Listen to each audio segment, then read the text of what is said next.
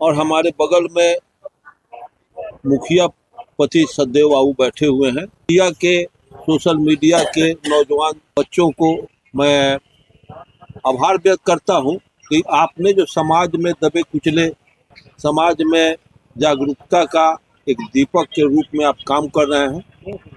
और यहाँ जो भी कार्यक्रम हुआ सब अर्जक संघ के, इसमें सभी साथी अर्जक संघ से जुड़े हुए हैं। सामाजिक क्रांति, सामाजिक परिवर्तन, समाज में एक बोलबाला हो गया है, एक प्लेटफॉर्म हमारा तैयार हो गया है। अपने महामानव के आदर्शों पर चलने का जो हम एथी कर रहे हैं, संकल्प ले रहे हैं, जैसे ज्योतिबा फूले, पेरियार, रामास्वामी नायकर, जगदेव प्रसाद, रामस्वरूप वर्मा, ललित सिंह यादव, काशीराम, जितने हमारे समाज के जो पुरोधा हुए हैं, उन्हीं के प्लेटफॉर्म के तहत हम अपने समाज को जागरूक करने का काम करते हैं। ज्योतिबा फूले पेरियार के जो आदर्श था, कबीर का आदर्श जो था, उसको बाबा साहब अम्बेडकर बुद्ध के आदर्श को मतलब धरातल पर उतारने का काम किए, और उसी विचार के तहत आज भी हम लोग काम कर रहे हैं, अर्जक संघ के लोग। और जब तक अम्बेडकरवाद भारत में नहीं, जन जन के मस्तिष्क में नहीं घुसेगा, तब तक हम पाखंड को चलाते रहेंगे, जाति को चलाते रहेंगे, देवी देवता चलता रहेगा, और इस समाज का दोहन शोषण होता रहेगा। और जिस देश हजारों जातियां, 6-7 हजार जाति बना दी गई है, जिसका नेतृत्व मनुस्मृति करती है, जिसको अर्जक संघ मनुस्मृति के जगह पर मनुस्मृति राष्ट्र का कलंक, बाबा साहब अम्बेडकर हिंदू धर्म के सारे साहित्यों को नकार दिए, और इनके जितने भी साहित्य हैं उसमें एक भी ज्ञान की बात, विज्ञान की बात नहीं। अगर वो सिलेबस में उस बात को अगर बच्चों को पढ़ाया जाए तो ये सारे बच्चे भविष्य के आने वाले पीढ़ी को अंधकार में डाल देंगे, आने वाले पीढ़ी को गुलाम बना देंगे। उस गुलामी से मुक्ति पाने के लिए अम्बेडकर, पेरियार के, Jyotiba Phule, Buddha, Karl Marx, Lenin के लिटरेचर को पढ़ना होगा, पदार्थवादी सोच डेवलप करना होगा, तार्किक सोच डेवलप करना होगा। एमए बीए करने के बाद, आईएएस आईपीएस करने के बाद, कोई चाहे इंजीनियर डॉक्टर बनने के बाद, कोई चाहे कि हम समाज का कल्याण करेंगे, वो अपना कल्याण कर रहा है नौकरी करके। जब मैं ब्रेन के पीएमसीएच में मैं गया, एक ब्रेन के डॉक्टर थे और उनके केवाड़ी पर न्यूरो सर्जन थे, और उनके केवाड़ी पर हनुमान का चित्र था।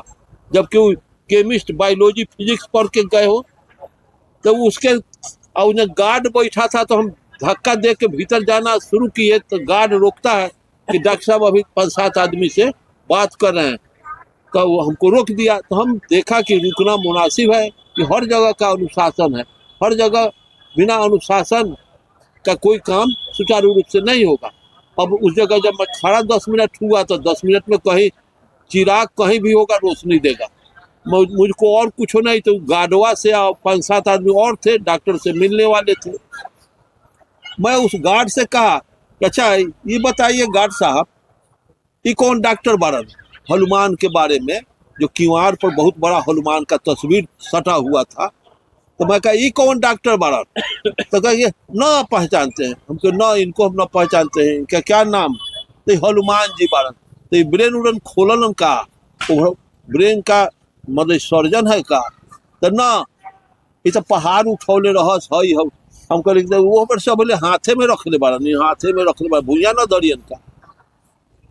उसके बाद मैं पूछता हूं कि जिस देश का ब्रेन धरती शरीर का सबसे सूक्ष्म पार्ट है, उसका ऑपरेशन करने वाला, उसका न्यूरो सर्जन जब हनुमान के गुलाम बना हुआ है, साइंटिस्ट आदमी, ब्रेनिस्ट आदमी, जो ब्रेन को खोल कर ऑपरेशन करने वाला आदमी, जब इतना पाखंडी आदमी बन सकता है। और यहाँ का मैं कहता हूँ कि यहाँ का आईएएस आईपीएस भी वो पढ़ लिया, वो डिग्री ले लिया, उससे कुछ होगा, 1 पैसे का उस सबको भी ज्ञान नहीं।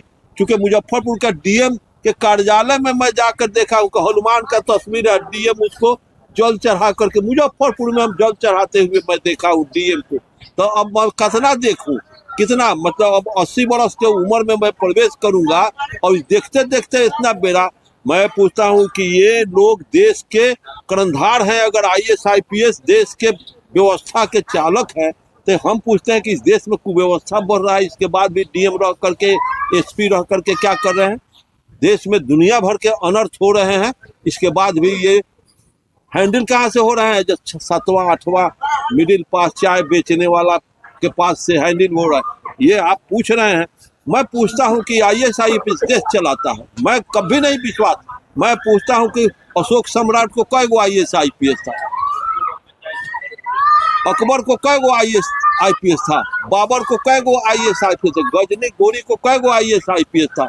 बिना IPS के भारत का वो स्वर्ण युग माना गया। वो तक्षशिला नालंदा इतना बड़ा यूनिवर्सिटी चलता था, यहाँ का गजनी ये अकबर बाबर यहाँ का शासक था ना, वो बादशाह था, पूरे भारत का हुकूमत चलाता था। आज उससे छोट, जिस समय बाबर यहाँ का हुकूमत अकबर था, उससे भारत अब छोट हुआ। अब इस यहाँ के देखिए, अब कलेक्टर SP लोगों का क्या रवैया है।